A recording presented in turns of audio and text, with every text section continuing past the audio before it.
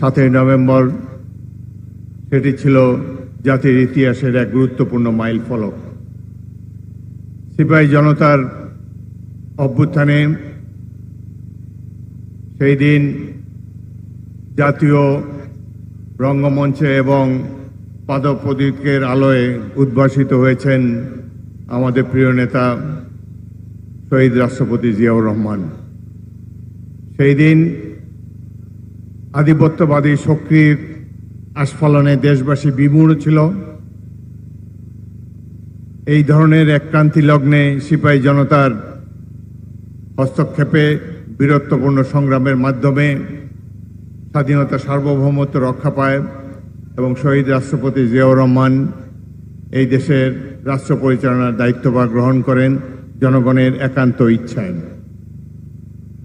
1971-এর মহান মুক্তিযুদ্ধে আমরা যারা অংশগ্রহণ করেছিলাম আমরা সবাই জানি জাতির লক্ষ্য ছিল গণতন্ত্র প্রতিষ্ঠা। এতগুলো বছর পেরিয়ে গেল, গণতন্ত্র এখনো সুদূর পরাহত। বিগত 17 বছর মাফিয়া সরকারের যে দুঃশাসনের ফলে প্রত্যেকটি প্রতিষ্ঠান ধ্বংস হয়েছে, দেশের মরাল ফ্যাব্রিক ধ্বংস হয়েছে। অনেক ত্যাগ তিতিক্ষার পরে মাফিয়া সরকারকে অপসারণ করতে আমরা সক্ষম হয়েছি। কিছুদিন আগেই বর্তমান অন্তর্বর্তীকালীন সরকার ঘোষণা দিয়েছেন ফেব্রুয়ারি মাসের প্রথমার্ধে নির্বাচন অনুষ্ঠিত হতে যাচ্ছে। গত 17 বছর এই দেশে মানুষ ভোট দিতে পারে নাই। অধীর আগ্রহে তারা অপেক্ষা করে আছে কবে ব্যালট বাক্সের নাগাল পাবে, কবে তারা তাদের কাঙ্ক্ষিত ব্যক্তিকে সমর্থন যোগাতে পারবে। কিন্তু এখনো নানা ধরনের বাধা বিঘ্নের মাধ্যমে জাতিকে অগ্রসর হতে হচ্ছে। সাধারণ মানুষ জিজ্ঞেস করে দেখা হলে যে নির্বাচন হবে কিনা। অনেক বাধা অতিক্রম হয়েছে। ঐক্যমত পরিষদ, জাতীয় ঐক্যমত সংস্থা তারা শুরু করেছিলেন ভালোই, শেষ মুহূর্তে কেন যে কাজ অসমাপ্ত রেখে চলে গেলেন এটি আমরা বুঝতে অক্ষম। এখন সর্বশেষ টানাপোড়েন হচ্ছে যে গণভোট কবে হবে, নির্বাচনের আগে, নির্বাচনের দিন না নির্বাচনের পর। এখানে যারা অনেকেরই স্মরণে আছে পাকিস্তানের সামরিক শাসক জেনারেল জিয়াউল হক পাকিস্তানে একটি গণভোটের আয়োজন করেছিলেন।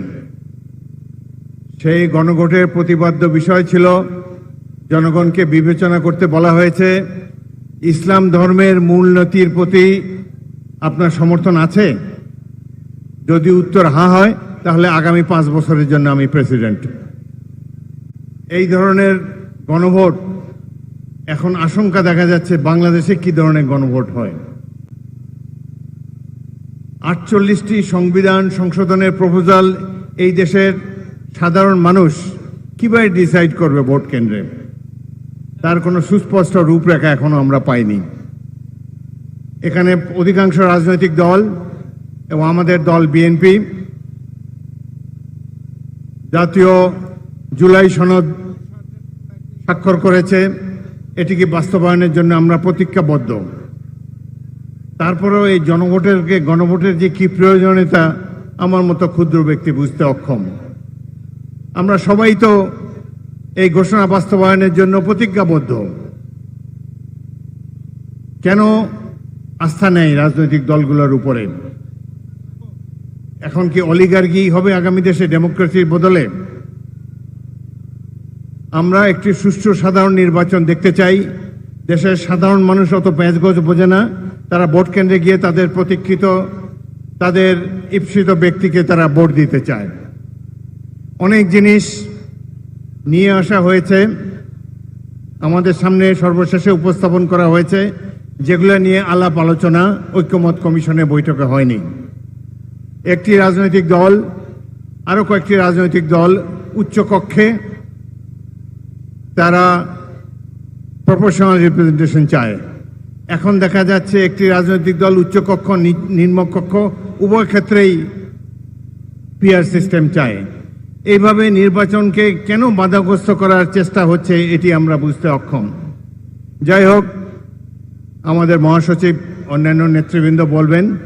আজকের এই দিনে আমার মনে হয় যে আমাদের সবাইকে গণতন্ত্রের প্রতি আরো আস্থাশীল হতে হবে। ফেব্রুয়ারিতে যখন নির্বাচন হবে, যারা জনগণের নির্বাচিত প্রতিনিধি হবেন তাদের উপরে আস্থা রাখা প্রয়োজন। তাদেরকে আগে থেকে তাদের উপরে কোনো কিছু চাপিয়ে দেওয়ার কোনো প্রয়োজন নাই। জাতীয় সংসদে যারা নির্বাচিত হয়ে আসবেন তারাই এই দেশের জনগণের প্রতিনিধি, তাদের উপরে আস্থা রাখা উচিত সবারই। আরেকটি কথা হলো, ভারতে বসে মাফিয়া নেত্রী নির্বাচন বাধাগ্রস্ত করার জন্য অনেক সন্ত্রাসী কার্যক্রম আগামী দিনে পরিচালনা করবেন। নানান ধরনের আহ্বান জানানো হবে। এদের কোনো দেশ নাই, দেশপ্রেম নাই। এরা ক্ষমতা, মানি লন্ডারিং, গুম খুন ছাড়া আর কোনো কিছুই বোঝে না। তো আজকে এই দিনে এখানে সকল রাজনৈতিক দলের প্রতিনিধিরা উপস্থিত।